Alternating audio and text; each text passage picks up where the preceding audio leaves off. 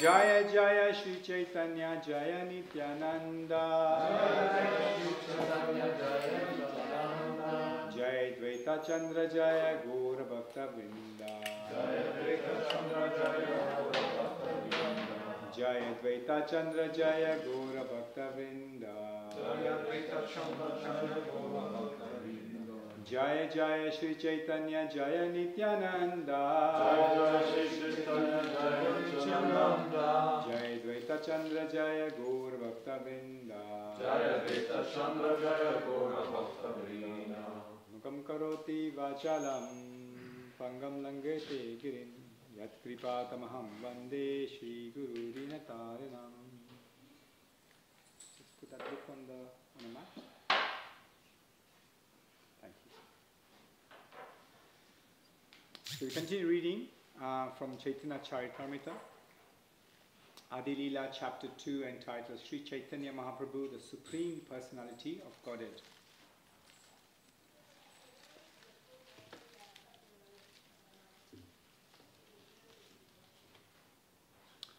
And today's verses are from 31 to 36, wherein 36 has the purport, which is on the board.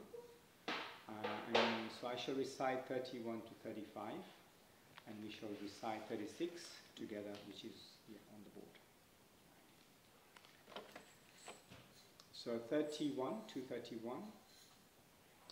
Shishu Vatsa Hari Brahma Kari Aparada Aparada Kshamaita Magena Prashada. Translation. After Brahma had offended Krishna by stealing his playmates and calves, he begged the Lord's pardon for his offensive act and prayed for the Lord's mercy. 32. Tomara nabi padma haita mara janma daya tumi pita mata ami tomara tanaya. Lord Brahma says, I took birth from the lotus that grew from your navel. Thus, you are my father and my mother, and I am your son. 33. Pita mata balekera naya laya parada aparada shama more karaya prashada. Translation. Parents never take seriously the offenses of their children. I therefore beg your pardon and ask for your benediction. 34. Krishna kahena Brahma tomara pita Narayana Ami gopa tumi kaiche amara nandana. Shri Krishna said, O Brahma, your father is Narayana. I am but a cowherd boy. How can you be my son? 35. Brahma balena tumi ki naho narana tumi narayana suno tahara karana. Brahma replied, are you not Narayan? You are certainly Narayan. Please listen as I state the proofs. That was 34. Sorry, I don't understand your context. Who is speaking? Okay, so Lord Brahma was speaking when it was What is the shell? It's Krishnadas Kaviraj that makes Brahma speaking? So Krishnadas Kaviraj in this chapter, in Adi Lila, which is entitled Sri Chaitanya Mahaprabhu, chapter 2, Chaitanya Mahaprabhu, the Supreme Personality of Godhead, basically what's happening is he's discussing the Brahma Vimohan Lila. And he's describing the, so we will discuss what Brahma Vimohan Lila is later on, once I've finished the translations and so on. And so then we can understand who Lord Brahma is, who is Krishna, etc. like that. Yeah? Is that okay? Yeah? Yeah? Alright. And so today's verse, and I'll give a bit more context about that also. So we can recite this together.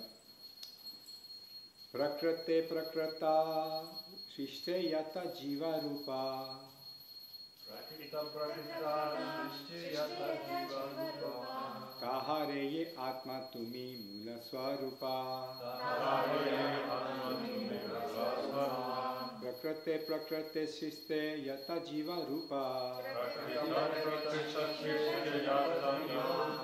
tahareye atma tumi mula swarupa prakrate prakrate shiste yata jiva rupa tahareye atma tumi mula swarupa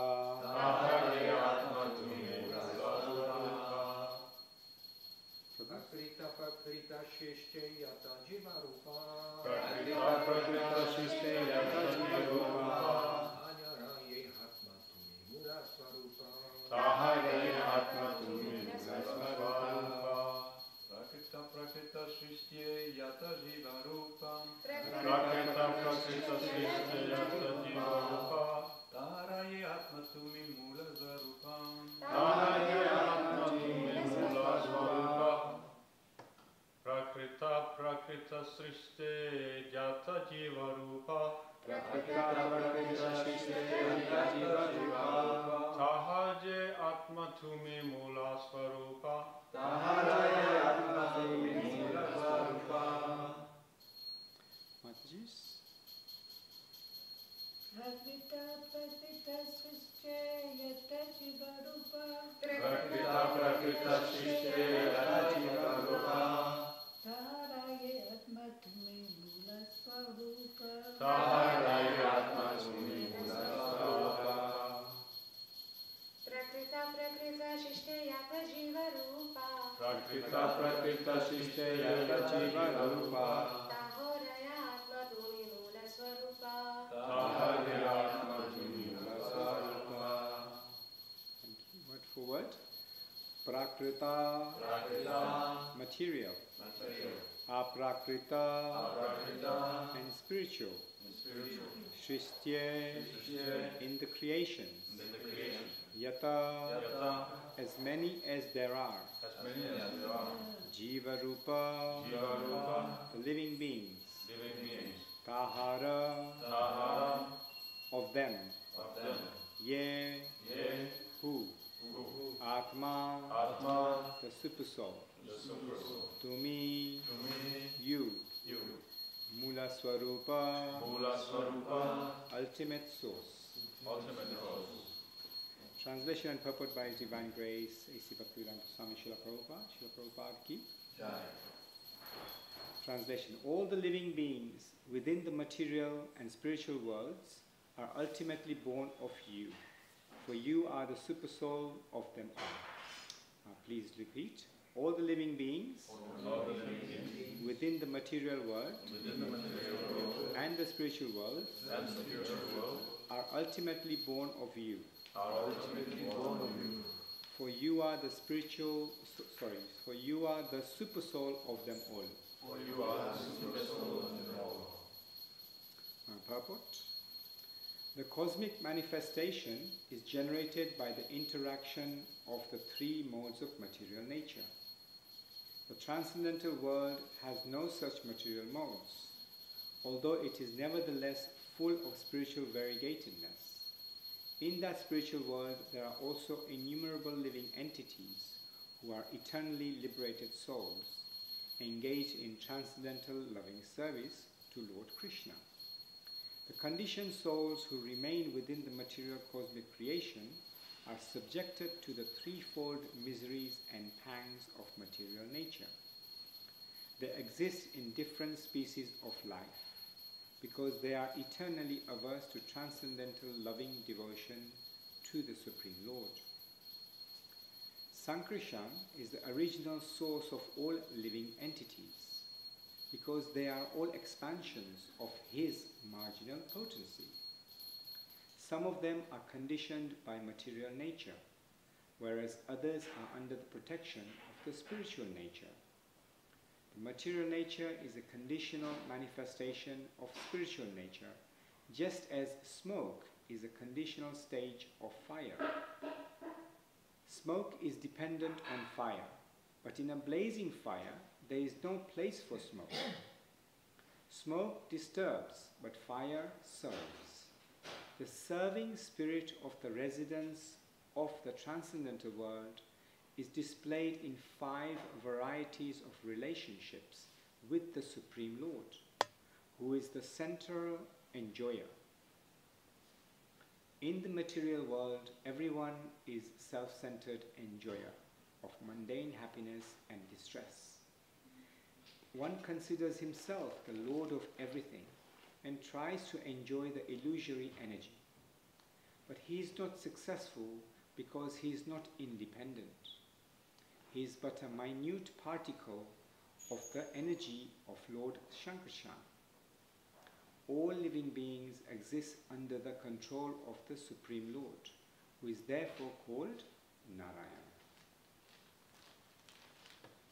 Om Jnanatimidandasya Jananjana Shalakaya Chakshurunmilitam Yena Tasmai Shri Guruve Namaha Shri Chaitanya Manobishtam Stapitam Yena Bhutale Swayam Rupa Kadamahyam Dadati Swapadantikam Vandeham Shri Guru Shri Yuta Padakamalam Shri Gurun Vaishnavamscha Shri Rupam Sagrajatam Sahagana Raghunathanvitam Tam Sajivam Sadvaitam Savadutam Parijana Saitam Krishna Chaitanya Devam Shri Radha Krishna Padam Sahagana Lalita Shri Vishakanvitamscha He Krishna Karuna Sindhu Deenabandhu Jagatpate Gopesha Gopika Kanta Radha Kanta Namostute Tapta Kanchana Gaurangi Radhe Vrindavaneshwari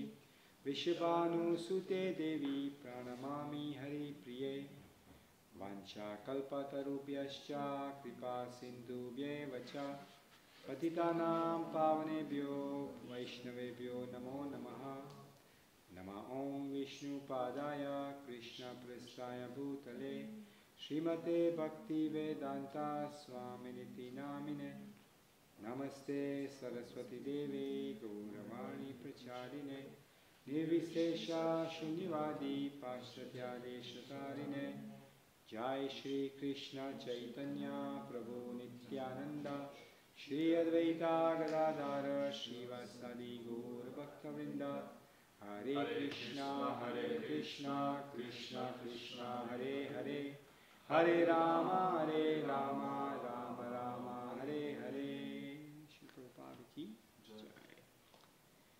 So devotees, welcome to the morning class. I seek your blessings for all the Vaishnavas who assembled here, and all the new devotees come here also in our morning program. Thank you for joining us.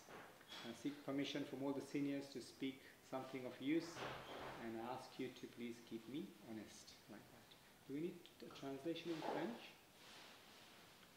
The devotees who may want?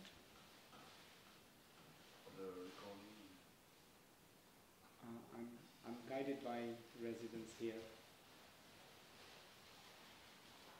They speak English. They all speak English? Okay, let's carry on for now. Thank you. So, in today's verses, as Girigovardhan Prabhu requested also, that I can give a little bit of context around what the class is about. So here we have a book called the Sri Chaitanya Charitamrita, which has 3 parts.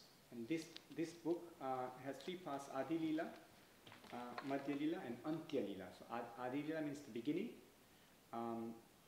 Madhya means the middle, and Antya means the end. And this Chaitanya Charitamrita is a story of our Lord, Shri Krishna, who was present in the previous age, over 432,000 years ago. In this age, which started over 5,500 years ago, he came as Chaitanya Mahaprabhu, who is the deity that you see on the leftmost altar. And his brother, Nityananda, is non-different to Krishna and Balaram on the right altar there. So this story is about life and pastimes of Chaitanya Mahaprabhu, which has been written by his disciple later on, Krishnadas Kaviraj Goswami, very, very exalted disciple. So you see, in today's verse, there are many, many themes that Srila Prabhupada is presenting. or rather representing from the Bhagavad Gita and the Srimad Bhagavatam and other scriptures. Let us break these down and look at each of the themes presented in the verses that we have spoke about, right? And maybe churn some subject matter so that we also can learn from these pastimes and these themes. Is that okay? So you may, I mean, I've just jotted a few down, but I'm sure you've picked up many more that we've gone through in our purport. The first one is the Brahma Vimohan Lila, which is in these verses the conversation between Brahma and Krishna after Lord Brahma, who is he's been empowered to do the entire creation of the material world, Lord Brahma, and I'll talk a little bit about that. The other theme is the cosmic manifestation, Sarga and Visarga, how Lord Brahma was empowered to create the material world, but before that, how did Krishna create the spiritual world? The three modes of material nature is also one of the themes, which is what governs the running of this material world.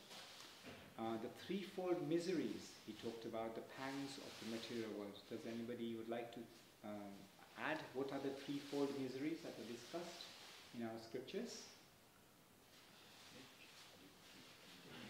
Maybe speak up a little bit so that everybody can hear. Suffering coming from the body and the mind, suffering coming from other living entities, and suffering coming from the demigods of the environment and forces of the nature. Wonderful, thank you. Dhananjaya Prabhu. Adi Devik, Adi Bhautik, and Adi Atmik are the threefold miseries or pangs that we all in this material world have to suffer. There are also, there's a discussion about another theme that it talks about is the different species of life. As described in the Bhagavad Gita, we have 8.4 million species of life. So we can talk about that aspect also in this class. Then the other topic is the Chaturvyuha expansions of the Supreme Lord, which he starts off with Sankirtan, and then we know that there's Pradyumna, Aniruddha, and Vasudev are the four expansions. The other theme of this verses is 5 varieties of relationships, the rasas, with the Supreme Lord, right? We have 5 rasas, or the relationship, also known as mellows. And there are Shanta Rasa, Dasya Rasa, Sakhya Rasa, Vatsalya Rasa, and Madhurya Rasa. And again, I'll explain a little bit about these. And then, obviously, there's another theme that speaks about material happiness versus spiritual happiness. So what is the ultimate enjoyment in this material world for us, or indeed in the spiritual world? So those are sort of like the 8 themes that I sort of extracted from the various translations and purport. Did anybody perhaps think any more as we were going through the translations and purport? I'm sure if you closely look at the verses, I'm sure you'll find many, many more that will come out. But in preparation for this class, I just saw these as prominent ones, the primary ones. Yeah? And obviously, with the interest of time, I wanted to maybe focus on 1 or 2 of them. Perhaps the relationship aspect, which often gets people attentive. Or we can also start by talking about the Vimohan Lila, about Krishna. Why did Krishna wanted to punish Lord Brahma? And I'm sure we can dive into any of these themes. But before we dive into any theme, it is actually said it is wise for us to understand the tattva. So tattva means knowledge or the absolute truth that has been given to us through the descending process. So we know that our knowledge that we gain from these scriptures is not speculation. It comes from a disciplic line of succession. So in the Bhagavad Gita, we have this line of succession starting from Krishna, the originator, Supreme Personality of Godhead himself. And this information, the knowledge, is passed down from Krishna to Brahma to the sun god, to Narada Muni, etc., like that, all the way down to Chaitanya Mahaprabhu, and then through the all of the acharyas, eventually coming down to us through His Divine Grace, A.C. Bhaktivedanta Swami Srila Prabhupada. So this knowledge is gathered, the spiritual knowledge is gathered in a descending process, from the top to bottom. Whereas in the material sense, we know that the knowledge comes in an ascending way. It's been written, and then it comes from bottom up, like that. And I've said this before, that knowledge in the material world is very linear. You learn something, you pass an exam, you get a certificate, and you get qualified to learn something else. And you pass an exam, you get a certificate, you qualify to learn something. It's very linear. Whereas spiritual knowledge is very circular, like a tornado. Circular. Circular in the motion that it requires repetition. And the more we repeat, the more deeper sense of the knowledge that we realize. So spiritual knowledge is realized. That means it is realized from the heart, from within. And we manifest that realization through our experiences and through our practical application of the spiritual knowledge. Yeah? So it's important for us to talk about the tattva. Most know our scriptures to be, we have three main scriptures, right? Which are our main scriptures that we actually learn our entire philosophy from? Bhagavad Gita, Srimad Bhagavatam, Chaitanya Charitamrita, which Prabhupada actually told us that these are the three key foundational books. So first is the Bhagavad Gita, which is known as the foundational study. And then that is made up of 700 or just over 700 verses.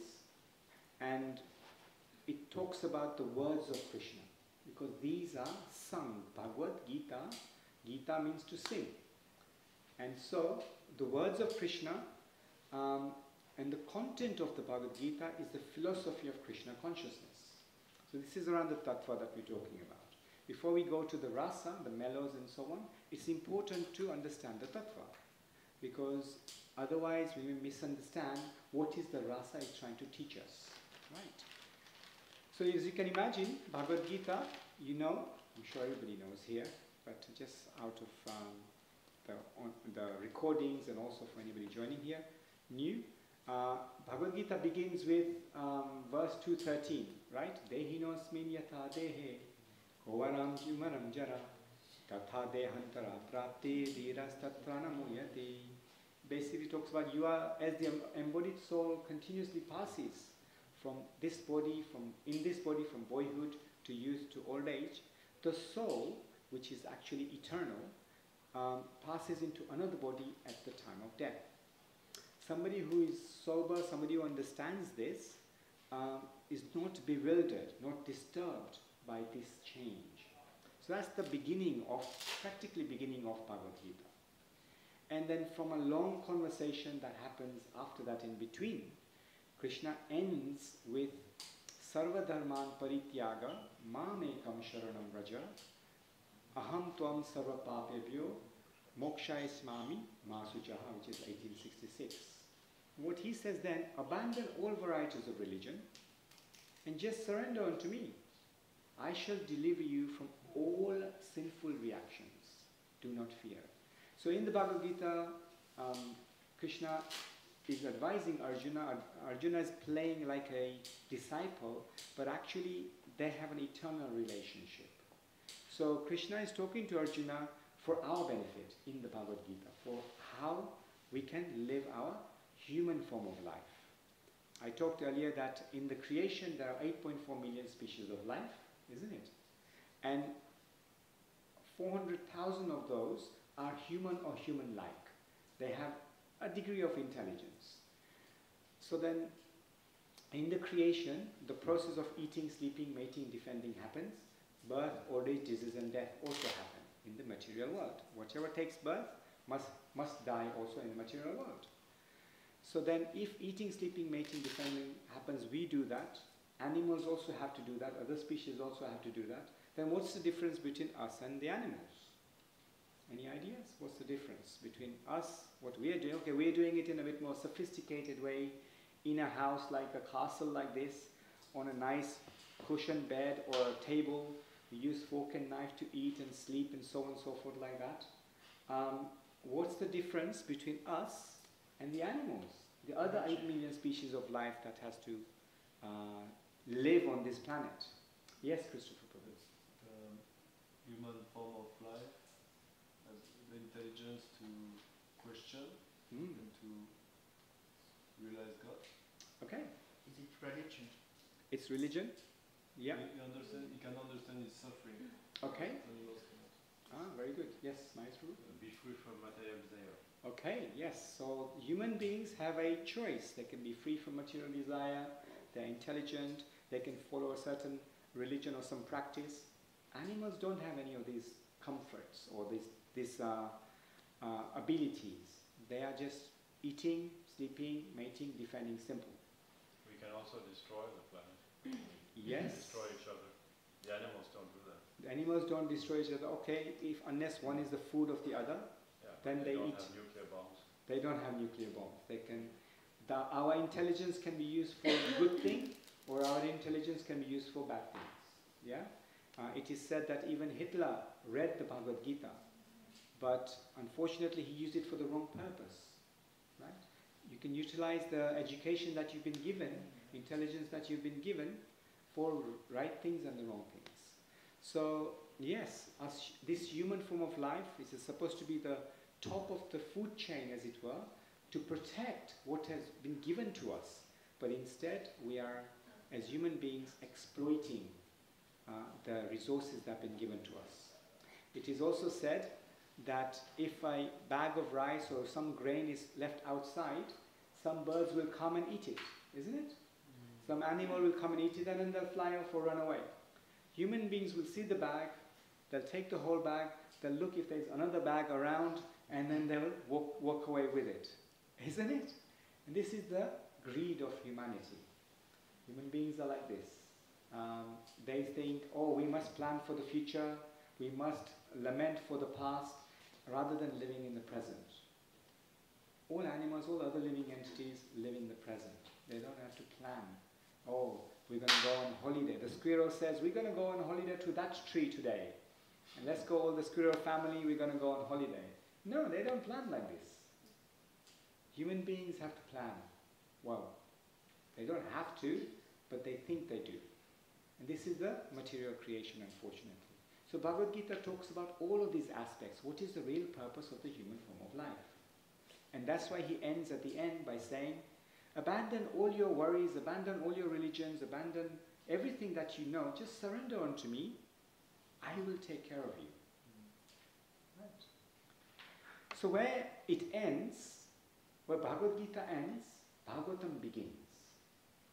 Because Bhagavad Gita was known as the philosophy of Krishna consciousness, and it is the foundational study. Bhagavatam, which is not just one book, but 12 books, and it is known as the graduate study. Like we do, primary school, secondary school, which is Bhagavad Gita, then we go to university to get our undergraduate. This is the Bhagavatam in that language. It describes the activities of Krishna. The content of the Bhagavatam is the character and the pastimes of Krishna and his devotees. And then, like Bhagavad Gita finished, Bhagavatam starts, right? We know Srimad Bhagavatam talks about in verse 112, I'll just read the translation because it's a long, long verse. Completely rejecting all religious activities which are materially motivated, the Bhagavad Puran propounds the highest truth, which is understandable by those devotees who are fully pure in heart. The highest truth is reality distinguished from illusion for the welfare of all. Such truths uproots the threefold miseries. This beautiful Bhagavatam compiled by the great sage Vyasadeva in his maturity is sufficient in itself for God realization. What is the need of any other scripture? As soon as one attentively and submissively hears the message of Bhagavatam, by this culture of knowledge, the Supreme Lord is established within the heart. So we talked about the threefold miseries. Here is the solution. Bhagavatam says, those who attentively hear with a pure heart can overcome the threefold miseries of this material world. And then therefore, I'm conscious of the time, therefore it ends, Bhagavatam also, the 11,000 verses or so of Bhagavatam ends with, I offer, in verse 12, 13, 23, I offer my respectful obeisances unto Supreme Lord Hari, the congregational chanting of whose holy names destroys all sinful reactions, and the offering of obeisances unto whom relieves the material suffering. So there you go. We understand where Bhagavatam is ending, where it started, where it's ending. And there is a whole lot of pastimes within the Bhagavatam. It also gives us an access to all the rasa, the mellows that are developed between Krishna and his devotees in Canto 10. But the recommendation is that we read from Canto 1 to 9 first to understand the tattva, to understand the application of the tattva. And some rasas there and there also, but you understand how the relationship with the Lord is developed by individual practitioners of this movement, of this Krishna consciousness. And then comes the rasa in Canto 10. The relationship with the gopis, the 5 relationships that we talked about, which we will just touch on, and so on like that. So, once the undergraduate study is finished, where Srimad Bhagavatam ends, guess what begins? Chaitanya Charitamrita, yes. Chaitanya Charitamrita is known as the postgraduate study. So, what was Bhagavad Gita? Foundational study. And the Srimad Bhagavatam? Graduate study. And Chaitanya Charitamrita is the postgraduate study. And the content, the Srimad Bhagavatam is what of Krishna? The words of Krishna. Sorry, the Bhagavad Gita, apologies. Bhagavad Gita is the words of Krishna. Srimad Bhagavatam is the activities of Krishna. Yeah, the acts of Krishna. And then it is said, Chaitanya Charitamrita is the mind of Krishna. You could say the smile of Krishna, yeah. It's obviously, Chaitanya Mahaprabhu is smiling at some point, but he's crying a lot also in separation. And so it is the mind of Krishna. I suppose maybe Canto 10 is more of the smile in the face of Krishna, yes, yes. And so it is said the content of Chaitanya Charitamrita is the process and practice of devotional service. Whereas we know content of Bhagavatam, we just said, is the character and pastimes of Krishna and his devotees. Like that. And therefore, where Bhagavatam ended, Chaitanya Charitamrita begins. Because it begins, it says, in a verse, Adi Lila 3:20, it says, I shall accept the role of a devotee. Now this is Krishna himself coming down into this age of Kali in the mood of Radharani. That's why he is in a golden complexion, whereas Krishna, as we can see on the altar, is in a dark complexion, in a Shama Sundar complexion.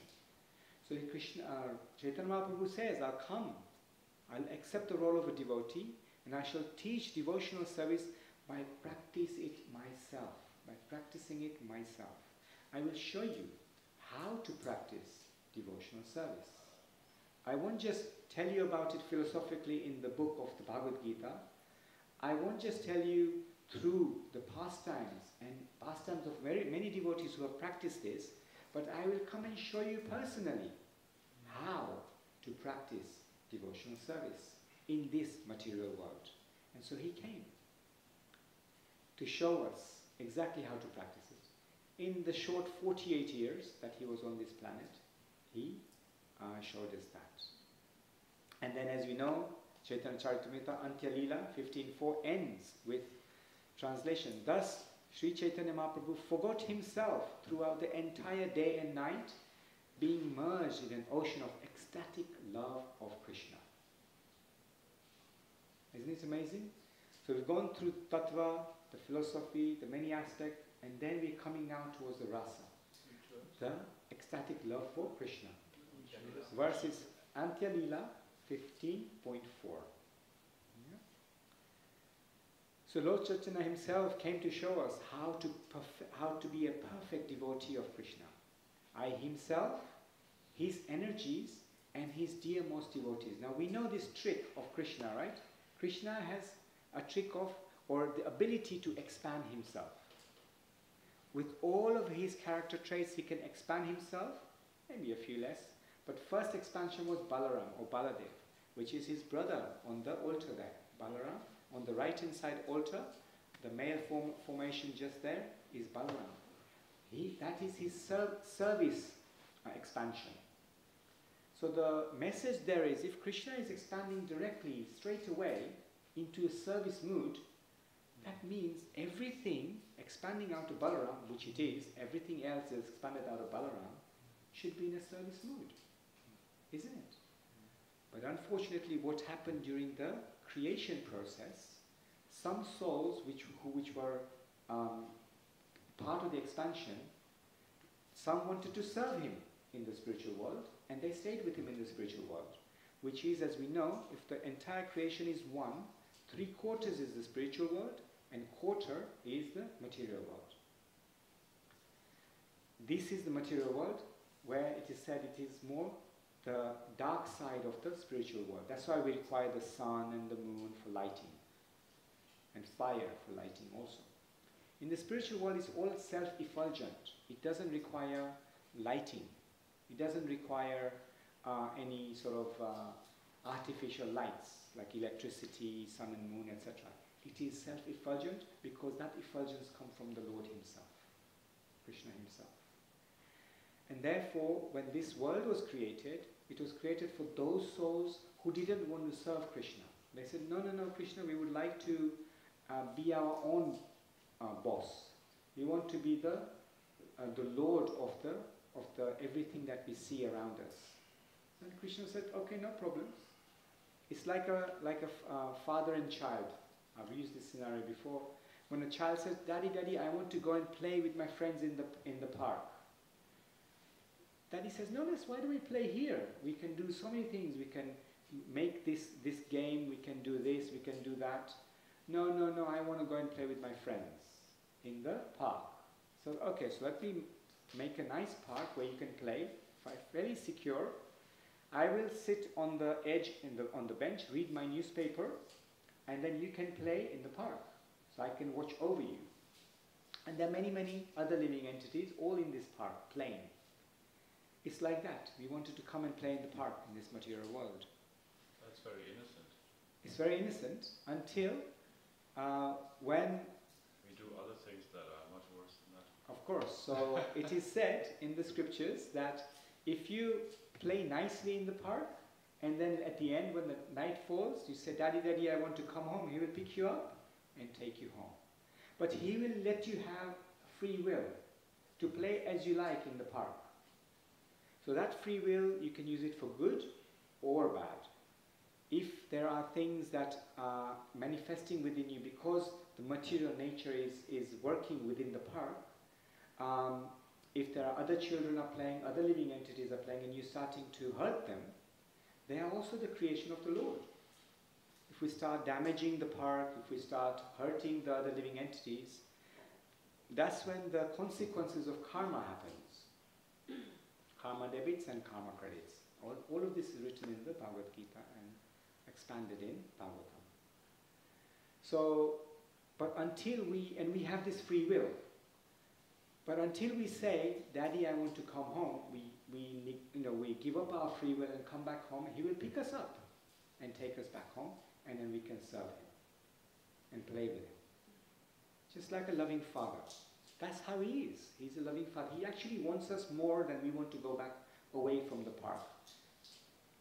Yes, it's an innocent example, but I didn't want to use the example of the nuclear war or many prisons and hospitals and so many miseries that are going on in this material world. Yes, there are pangs, miserable pangs from other living entities, from the material world itself, from the demigods, etc. They've all been endowed and empowered to give us miserable conditions. It is said this world is dukhalayam shashvatam, right? It's a place for misery. The happiness that is experienced is just a momentary absence of misery. There is a miserable condition, and then that ends, and there is a gap. That gap is called happiness, and then that ends, and then there is a further miserable condition. That's just human form of life. We've been given this body. We are trapped in this material body of earth, water, fire, ether, air, subtle elements of mind, intelligence, and ego. This body is a great vehicle to accept pain. Right? Isn't it? If you try to give pleasure to some parts of your body, there is no pleasure. For example, this earlobe. There is no pleasure you can give to the earlobe or to the tip of your nose. But you can punch the tip of your nose, it's going to hurt like hell. Isn't it? And so therefore, it's a typical vehicle for accepting pain, but very less vehicle for accepting pleasure. But pleasure actually is experienced within the heart. That's when this loving exchange happens. When we have a caring relationship of the spiritual nature. So now I want to talk a little bit about the rasa, the loving exchanges. In this material world, okay, so we talked about the 5 rasas already, right? What are the 5 rasas? Neutrality, Santya, Dasya, Friendship, Sakhya, friendship, Vatsalya, and conjugal love, Madhurya. So love can also be exchanged. All these different varieties of rasa can be exchanged. What is our, in ISKCON at least, Krishna consciousness, what does Prabhupada and other acharyas teach us? What is our primary rasa? Dasya, yes. Rasa is the Dasya ras. But the details in Chaitanya Charitamrita, the details in Bhagavatam, especially Canto 10, expands upon all the wonderful rasas that there are, including Sakhya, between the Gopas and Krishna. The friendship, like Arjuna and Krishna in the Bhagavad Gita, is Sakhya ras. But Arjuna takes the form of a disciple, Dasya ras. But ultimately they're friends, they're actually relatives, right? There are Vatsalya ras. Examples of Vatsalya ras? Yashoda and Krishna. Yes, Yashoda and Krishna. Even at some points, there was a pastime in the Bhagavatam, Canto 10, where Nanda Maharaj says to Radharani, baby Krishna is in the bushes, can you take care of him?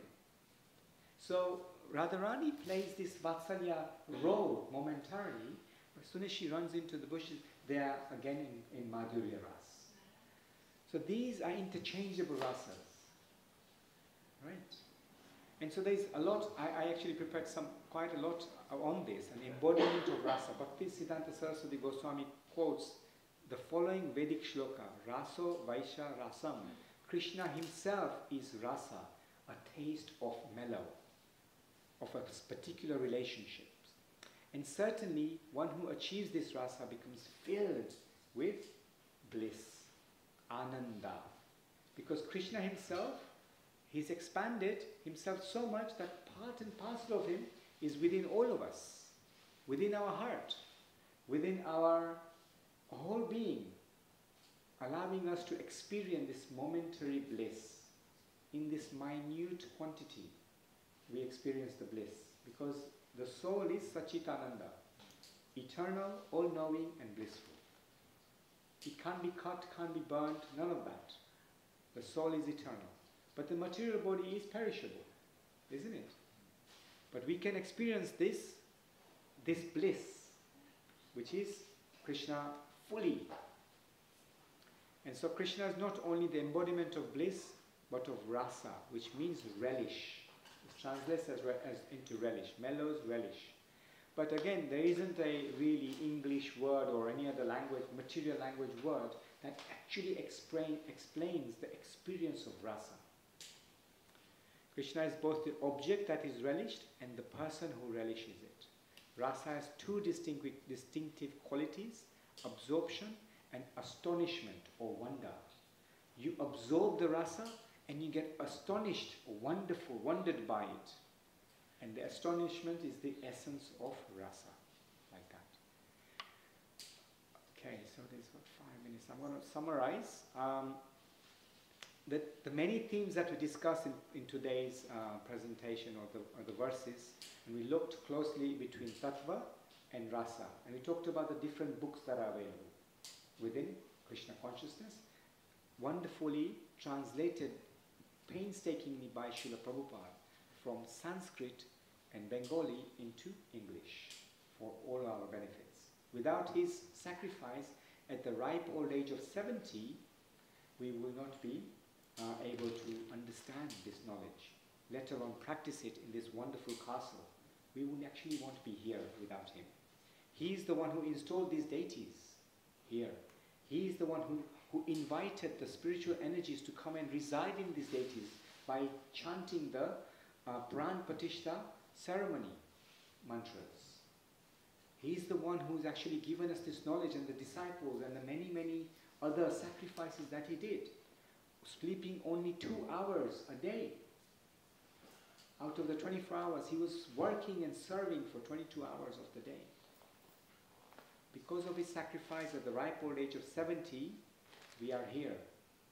We have to pay a lot of obeisances, and we owe a lot to him because he's given us these things.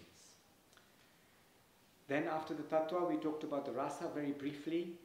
We talked about the definition of rasa through Bhaktisiddhanta Saraswati. Now also Srila Rupa Goswami in Nectar of Devotion explains a lot about rasa.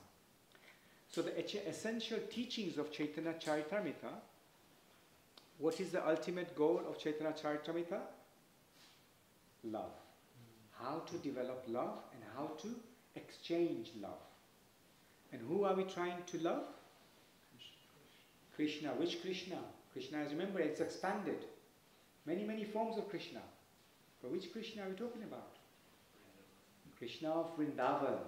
Shama Sundar Krishna, Brajananda Krishna, Vrindavan Krishna. And who has such a relationship of love with Krishna? The gopis. Yes, the gopis have the wonderful relationship. His intimate relationship with the gopis and the gopas. And how can we learn to become like that?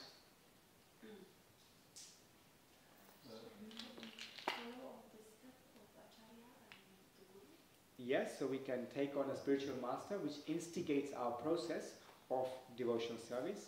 But in the Bhagavatam, it is described how the gopis became like that. How is it that they developed this rasa?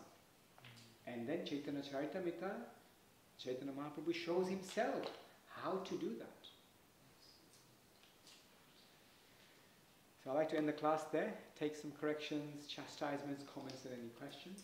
I know it was a little bit of a introductory class also, because obviously we have devotees in different levels. So yes, Maestro. I'm always interesting about the difference of animal and human. I don't remember exactly, but you asked the question and I respond be free from material desire. The question was what the difference? Yes. I mean they are free from material desires. Although they still have to live, eat, sleep, mate, and defend. They don't plan, like we said. They don't plan. Okay, I'm going to go to this holiday and enjoy my senses. The beavers, they're very good planners. They do plan for the future in terms of leaving them like their foodstuffs. They make dams. They have a fridge. Yes. In their house, fridge. And I think certain bears also do that, right? Yes. Certain bears want to hibernate for a specific reason. They do that. Yes, so some things are there, but there's no desire as such. Well, the honeybees, they plan a lot. Oh yes, honeybees, they are intelligent beings. They have a big society. True, but are they actually planning? Are they using intelligence to planning, or are they actually already wired to do that? Yeah, you can say they're wired, but we're also wired for planning. But we have varieties of wiring amongst. If we look at the For bees, example, the honeybees, they don't do the toilet inside. yes, They're very organized. yes, they're very organized. And the ants also, for example, they have their food storage here. Wonderful. They have their toilet here. Yeah. That's planned. That's actually Vedic. It's Yeah. actually right way of living. It's more sattvic and more Yeah, cleanliness, more sattvic. suchi. And we are, yes, especially in the Western world. Unfortunately, infiltrating the Eastern. Yes, Mais Prabhu and then Christopher Prabhu. And then maybe from the ladies also? It is right to say the animals won't be faithful in the rules, in the real senses of the life. They don't kind of surrender to the guru, and I have faith to this guru. He represents the truth, the absolute truth. No? The guru represents the absolute truth. Yeah, but the animal can be faithful to that. Well, Faithful. yeah, so obviously animals, they don't take a guru as such. I mean, they are burning off their karma only. They don't accumulate any karma. There is no karmic accumulation. They burn karma only. Humans have the karma debits and karma credits, like that. And so they don't need to accept it. You know, when we go down to the animal form of life, we are there to get purified, to burn our karma, the lots and lots of accumulated bad karma, like that. But in the human form of life, we are able to either completely negate the accumulation of karma, or at least come to the platform of goodness. You can experiments.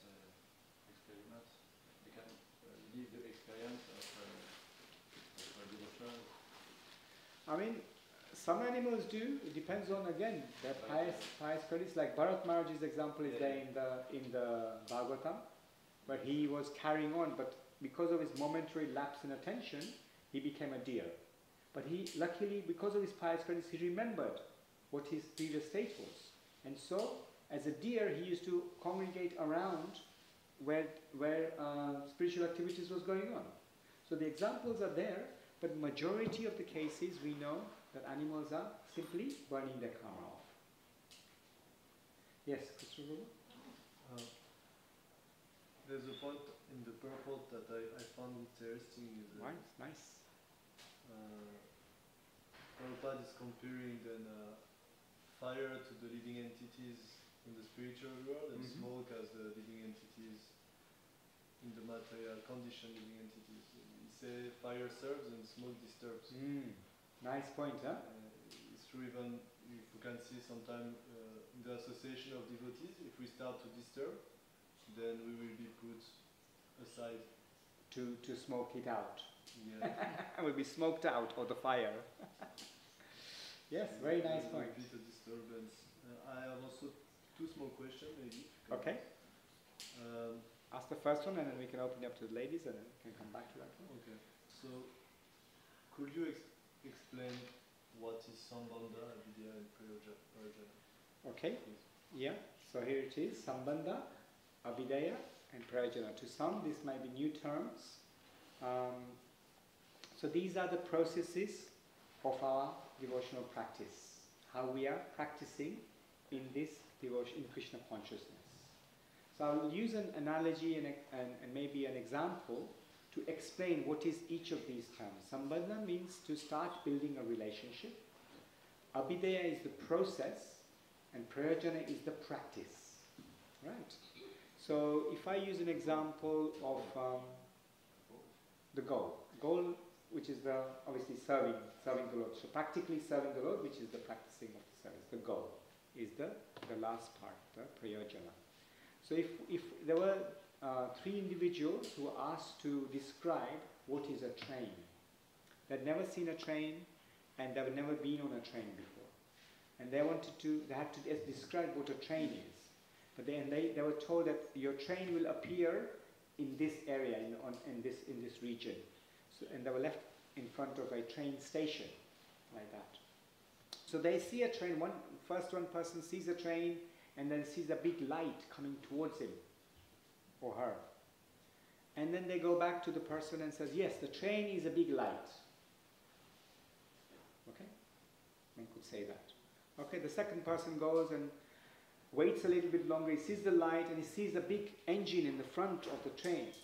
And then they can say, oh, the train is a big light, but it also is a big engine. Okay, fine, thank you. And then the next person comes along and sees the lights, the big engine, and then also sees the carriages.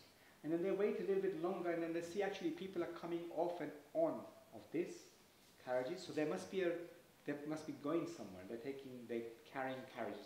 Okay, so the train is the light, the engine, and the carriages, and then you can come and go, and actually it's a vehicle for transporting from one place to another. So you are actually understanding the goal. But initially you're just trying to build a relationship with that object. So this is sambandha, is the relationship, you're trying to understand what it is. Abhidaya is the, okay, engine actually pulls, and this is what it does, so you're understanding a bit more of a process. And then prayojana is the actual goal of what is the purpose of Krishna consciousness. Similarly, there are three aspects to Krishna consciousness or understanding Krishna. Brahma, Paramatma and Bhagavan. These are in relation to Sambandha, Abhidaya and Prayojana. Does that answer your question? Partially, I will come back to it later. Okay, thank you. Thank you. Anyone, any questions from the mothers? Yes, mothers. Okay, surrender to Krishna doesn't mean you have to totally give up your own individual will. Ah, very good point. Very good point.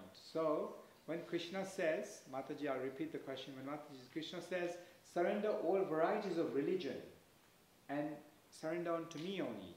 Give up all varieties of religion, surrender unto me.